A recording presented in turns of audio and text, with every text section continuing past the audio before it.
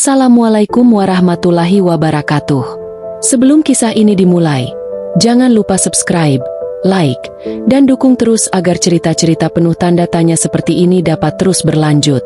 Disclaimer, ini hanyalah karya fiksi, ramalan yang belum tentu benar, bisa jadi hanya legenda yang beredar dari generasi ke generasi. Jangan dijadikan acuan mutlak, cukup sebagai renungan dan hiburan. Konon pada suatu masa yang tak disebutkan dalam kalender manapun, dunia berada pada titik yang ganjil. Bukan karena gunung meletus atau laut meluap, melainkan karena manusia mulai mempercayai kebohongan lebih daripada kebenaran. Hari-hari yang semestinya terang berubah menjadi kabur, karena cahaya kejujuran seolah ditelan bayang-bayang ambisi, kepentingan, dan kepura-puraan yang disusun dengan rapi seperti permainan sandiwara.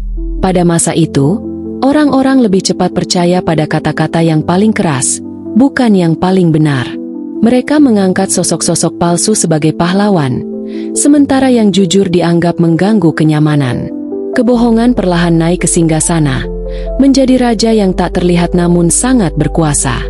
Raja ini tidak punya mahkota, namun punya jutaan lidah yang mengulang-ulang perintahnya.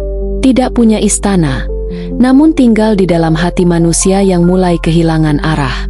Di tengah kekacauan itu, ramalan lama yang sudah lama terlupakan kembali dibisikkan oleh angin malam. Ramalan tentang sosok yang tidak disebutkan asal-usulnya, tidak tertulis garis keturunannya, dan tidak pernah menuntut gelar apapun. Hanya disebut sebagai Satrio, sang penjelajah sunyi yang akan bergerak ketika dunia kehilangan cerminnya. Berjalan dalam diam, ia tidak dikenal di keramaian, tetapi jejaknya disebut-sebut menjelang perubahan besar. Menurut ramalan itu, pergerakannya tidak diawali oleh teriakan, tetapi oleh getaran halus dalam hati manusia yang masih mau mendengar suara nurani. Ia tidak muncul dari istana, tidak juga dari puncak gunung, melainkan dari titik yang bahkan tidak diperhitungkan siapapun. Langkahnya seperti bayangan, kadang tampak, kadang menghilang. Namun setiap kemunculannya membawa tanda-tanda yang sulit dijelaskan. Dikisahkan bahwa di masa ketika kebohongan menjadi raja, manusia akan kehilangan kemampuan melihat perbedaan antara sinar dan kilau. Mereka lebih tertarik pada sesuatu yang mencolok, bukan pada sesuatu yang benar. Pada saat itulah Satrio mulai bergerak, bukan untuk menjadi penyelamat, tetapi untuk mengembalikan keseimbangan yang telah miring terlalu jauh. Ia tidak datang membawa pedang, melainkan membawa kesadaran bagi siapa saja yang masih mau membuka mata. Namun ramalan itu juga penuh teka-teki. Tidak ada yang tahu apakah pergerakan Satrio adalah pertanda perubahan besar, atau hanya angin lewat dari kisah lama. Ada yang percaya bahwa ia adalah simbol, bukan sosok nyata. Ada yang yakin ia berjalan di antara manusia, hanya menunggu waktu. Dan ada pula yang menertawakannya, mengatakan bahwa cerita itu hanyalah dongeng untuk menakut-nakuti mereka yang lupa pada nilai-nilai lama. Walau begitu, tanda-tanda kehadirannya disebut semakin sering muncul. Bayangan yang tidak dapat dijelaskan. Kebaikan tiba-tiba di tempat yang tidak pernah mengenal kedamaian. Kebenaran kecil yang perlahan menembus kebohongan besar. Semuanya masih samar, tetapi cukup untuk membuat sebagian orang mulai bertanya, apakah Satrio benar-benar telah bergerak? Atau ini hanya permainan imajinasi yang tercipta ketika dunia mulai gelap? Konon diceritakan bahwa ketika kebohongan mencapai puncak kekuasaannya, bayangan mulai mengambil bentuk yang tidak lazim.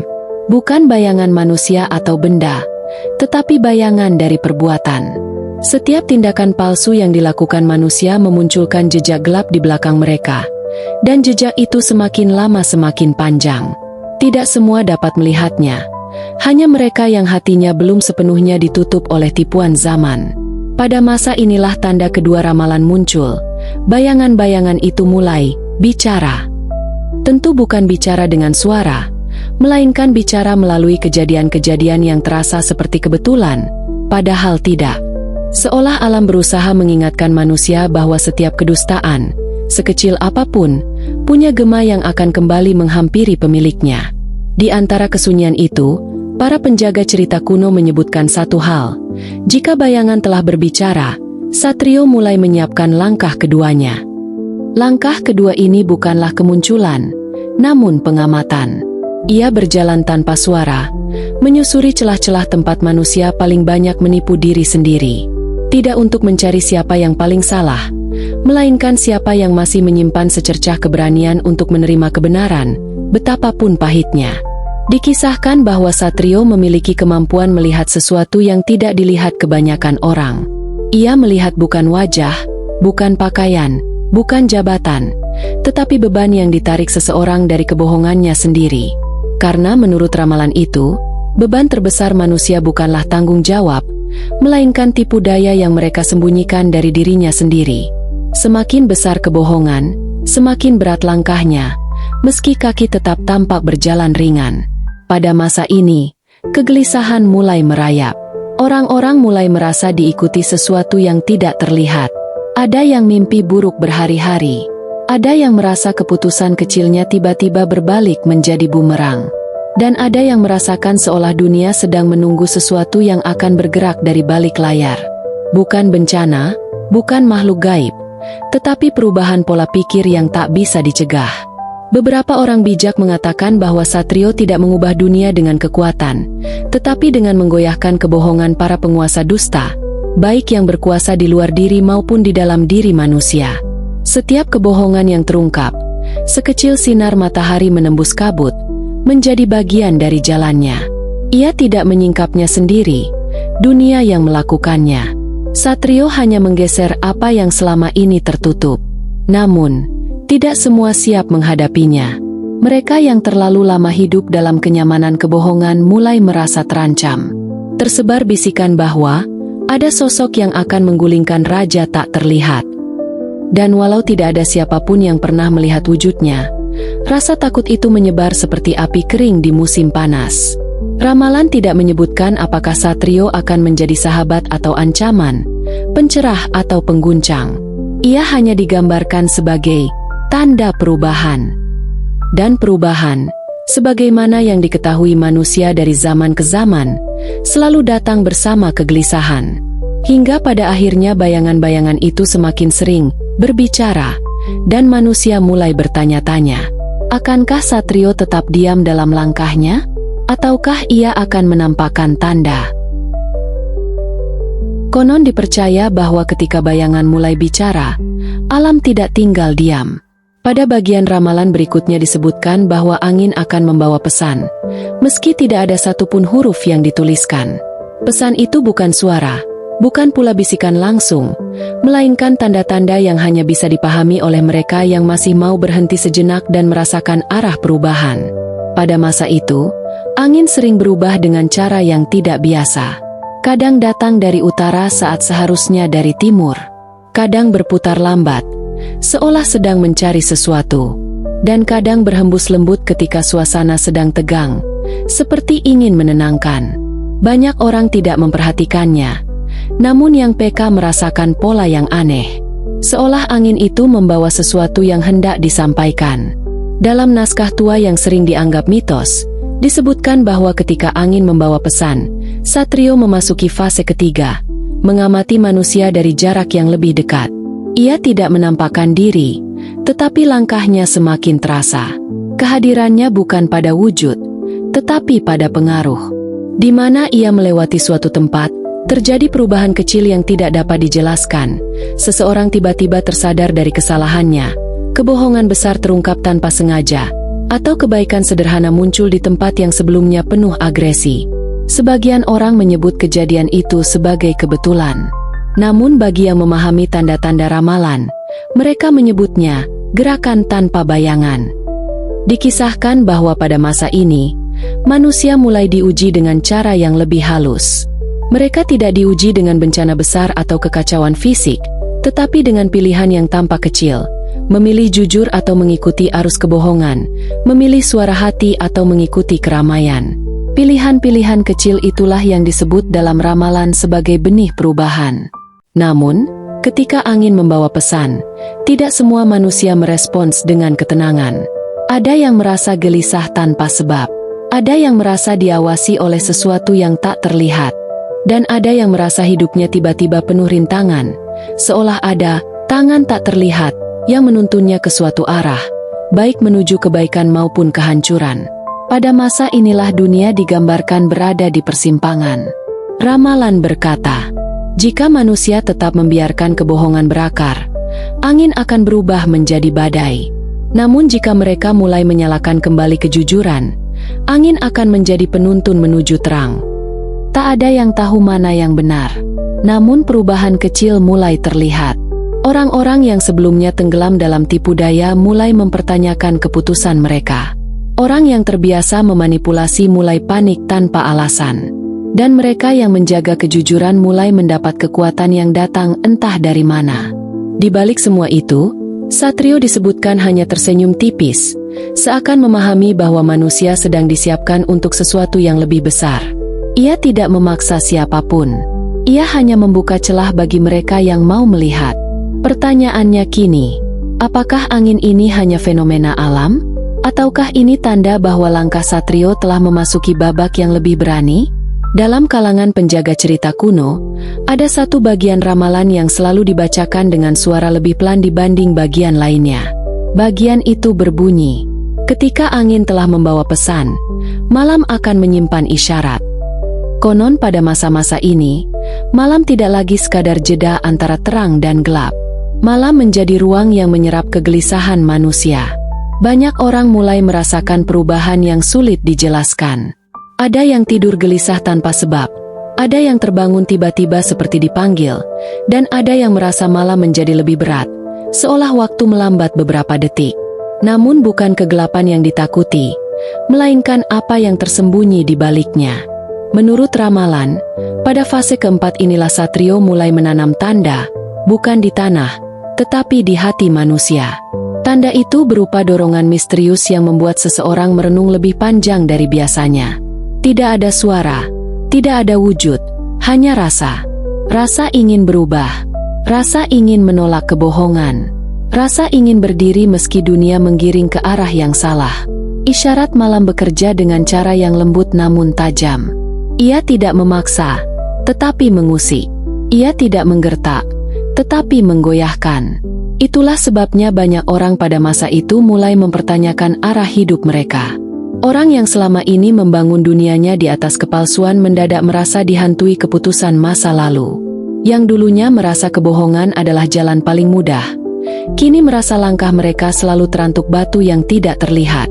Sebaliknya, mereka yang hidup dalam kejujuran, meski kecil, meski tersembunyi, mulai merasakan kekuatan yang tidak pernah mereka duga sebelumnya. Mereka lebih tenang, lebih sigap, dan lebih peka terhadap perubahan. Ramalan menyebut orang-orang seperti ini sebagai penjaga bara, yaitu mereka yang mampu menjaga percikan kebaikan agar tidak padam meski angin zaman berusaha mematikannya. Tetapi malam juga menguji. Dalam beberapa kisah yang diceritakan turun-temurun, disebutkan bahwa pada fase ini muncul banyak mimpi-mimpi aneh yang tidak dapat dijelaskan. Mimpi tentang pintu yang terbuka, tentang jalan bercabang, tentang seseorang yang berjalan menjauh, atau tentang bayangan yang memantulkan cahaya. Mimpi-mimpi itu bukan ramalan individual, melainkan simbol bahwa dunia sedang memasuki masa penentuan. Sebagian orang mengabaikannya, sebagian ketakutan, sebagian lainnya justru merasa itu adalah panggilan untuk memperbaiki diri. Dan di tengah semuanya, Satrio tetap berada di perjalanannya, membaca isyarat-isyarat malam untuk menentukan langkah berikutnya. Ia tidak bergerak cepat, tidak pula lambat. Ramalan menggambarkannya seperti seseorang yang menunggu momen tepat, bukan karena ia ragu, tetapi karena perubahan besar tidak boleh datang pada waktu yang keliru. Pada fase ini, banyak yang bertanya dalam hati, apakah malam ini hanya malam biasa, atau malam yang diam-diam sedang menulis bab sejarah baru? Dan jika Satrio benar telah menanam tanda, apa yang akan tumbuh dari tanda itu? Terang atau badai? Konon setelah malam menyimpan isyaratnya, tibalah masa yang disebut sebagai kebangkitan cahaya kecil. Bukan cahaya yang besar, bukan kilatan yang menyilaukan, tetapi cahaya yang nyaris tak terlihat. Cahaya yang hanya dapat dilihat oleh mereka yang hatinya belum ditutup rapat oleh kepentingan dunia. Ramalan mengatakan begini, ketika dunia tak lagi mampu membedakan sinar dari kilau, maka cahaya kecil akan menembus tirai. Sinar dan kilau adalah dua hal berbeda, Meski keduanya tampak sama, sinar lahir dari kebenaran, kilau lahir dari kepura-puraan. Pada masa itu, manusia lebih tertarik pada kilau. Mereka mengejar popularitas, pujian palsu, dan kesuksesan instan. Mereka memuja kepura-puraan seperti emas, padahal hanya kaca berlapis debu. Namun ketika malam mulai menanam isyarat, kilau itu perlahan kehilangan pesonanya. Dan di tengah kegelapan yang makin pekat, sinar kecil muncul, pelan, hampir tak disadari. Cahaya itu datang dari tindakan-tindakan sederhana. Seseorang yang mulai berkata jujur, meski risiko menghadang. Seseorang yang menolong tanpa pamrih, meski tak ada yang melihat. Seseorang yang memilih benar, meski semua memilih nyaman. Perubahan kecil seperti ini sering dianggap tidak penting, namun dalam ramalan disebut sebagai pertanda bahwa Satrio memasuki fase kelima, menyalakan sinar dari balik tirai kebohongan. Ia tidak mengubah dunia dengan kalimat besar. Ia tidak membangkitkan massa, tidak pula memanggil pengikut. Ia bekerja dalam diam, mempengaruhi satu hati dalam satu waktu. Ramalan menggambarkannya seperti seseorang yang meniup bara kecil agar menjadi nyala, bukan untuk membakar, tetapi untuk menerangi. Namun cahaya kecil selalu menimbulkan dua reaksi. Ada yang merasa hangat, ada yang merasa terancam. Mereka yang hidup dari kebohongan mulai gelisah. Karena cahaya kecil, jika dibiarkan tumbuh, bisa membongkar tirai besar yang selama ini menutupi wajah dunia. Menurut legenda, pada masa ini akan muncul banyak kejanggalan. Kebenaran kecil yang sebelumnya disembunyikan kini tiba-tiba muncul ke permukaan. Mereka yang jahat mulai saling mencurigai satu sama lain. Dan mereka yang baik tiba-tiba mendapatkan keberanian yang tidak pernah mereka miliki sebelumnya. Seolah dunia mulai mengatur ulang keseimbangannya. Seolah ada tangan halus yang mengarahkan manusia untuk melihat sesuatu yang selama ini dihindari. Namun ramalan juga memperingatkan. Cahaya kecil bukan akhir, tetapi permulaan dari ujian terbesar. Karena saat cahaya mulai menembus tirai, tirai itu akan melawan. Kekuatan-kekuatan gelap yang selama ini menikmati kenyamanan kebohongan akan berusaha memadamkan sinar itu sebelum tumbuh menjadi terang yang tak dapat dihentikan. Pada titik ini, dunia berada pada ambang perubahan. Sebagian orang bertanya, apakah cahaya kecil ini cukup untuk membawa harapan? Sampai kapan sinar ini akan bertahan sebelum digulung badai? Dan dari kejauhan, Satrio disebutkan hanya menatap, tidak dengan amarah, tetapi dengan ketegasan seseorang yang tahu bahwa babak akhir semakin dekat. Konon setelah cahaya kecil mulai menembus tirai, dunia memasuki masa yang paling menentukan. Masa ini disebut dalam ramalan sebagai gerak terakhir yang mengubah arah. Pada masa inilah Satrio, sosok misterius yang selama ini hanya berjalan dalam diam, dikatakan mengambil langkah yang tidak lagi tersembunyi. Bukan berarti ia menampakkan diri, tetapi pengaruhnya mulai terasa secara nyata. Legenda mengatakan bahwa dunia akan berada dalam 3 keadaan besar sebelum langkah Satrio dimulai sepenuhnya. 1. Kebohongan memuncak. 2. Kebenaran kecil bermunculan. 3. Dan manusia terpecah antara dua pilihan yang tidak lagi bisa ditunda. Pada masa ini, tanda-tanda datang bukan dari langit, bukan dari bumi, tetapi dari perubahan sikap manusia itu sendiri. Ada yang tiba-tiba berani berkata jujur meski seluruh kehidupannya dibangun di atas kepalsuan. Ada yang mengakui kesalahan tanpa diminta. Ada pula yang memilih meninggalkan jalan nyaman demi menempuh jalan yang benar. Tindakan-tindakan kecil itu ibarat riak air yang perlahan membentuk gelombang. Menurut ramalan, itulah saat Satrio memasuki fase ke-6, fase yang paling jarang dibahas. Menggerakkan dunia tanpa menyentuhnya. Ia tidak datang membawa senjata, tidak pula membawa kekuatan fisik. Yang ia bawa hanyalah dorongan batin yang membuat manusia mulai melihat apa yang selama ini mereka abaikan. Dalam banyak kisah, disebutkan bahwa Satrio adalah cermin yang tidak memantulkan wajah, tetapi memantulkan hati. Dan ketika manusia menatapnya, mereka tidak bisa lagi bersembunyi dari dirinya sendiri. Namun fase ini juga adalah fase paling berbahaya. Ketika kebenaran kecil mulai tumbuh, kekuatan-kekuatan gelap yang berakar pada kebohongan mulai panik. Mereka berusaha menciptakan hiruk-pikuk, membalikan fakta, memutarbalikkan narasi, dan membuat cahaya kecil tampak seperti ancaman. Ramalan menyebutnya sebagai tarian terakhir tirai gelap. Semakin cahaya itu menyala, semakin keras tirai itu berusaha menutup. Di tengah hiruk-pikuk itu, manusia berdiri di persimpangan. Sebagian mengikuti arus kebohongan karena takut kehilangan kenyamanan. Sebagian memilih kebenaran meski harus berjalan sendirian. Dan sebagian lainnya masih bingung, menunggu tanda yang lebih jelas. Konon pada titik inilah Satrio mengambil langkah yang sesungguhnya. Langkah yang tidak terdeteksi oleh mata, namun terasa oleh hati. Ia tidak muncul sebagai pahlawan, tidak pula sebagai penentu nasib. Ia hadir sebagai energi perubahan yang membuat dunia tidak bisa lagi kembali seperti sebelumnya. Pilihan manusia menjadi jauh lebih jujur, lebih jelas, dan lebih menentukan. Ramalan menutupnya dengan kalimat yang sering dibaca berulang-ulang. Jika kebohongan menjadi raja, Satrio akan bergerak. Jika cahaya kecil mulai tumbuh, ia akan menguat. Dan ketika manusia memilih, ia akan menentukan arah. Apakah Satrio benar-benar ada? Apakah ia sosok nyata atau hanya lambang perubahan zaman? Apakah ramalan ini sebuah petunjuk atau sekadar legenda tua? Tidak ada yang tahu.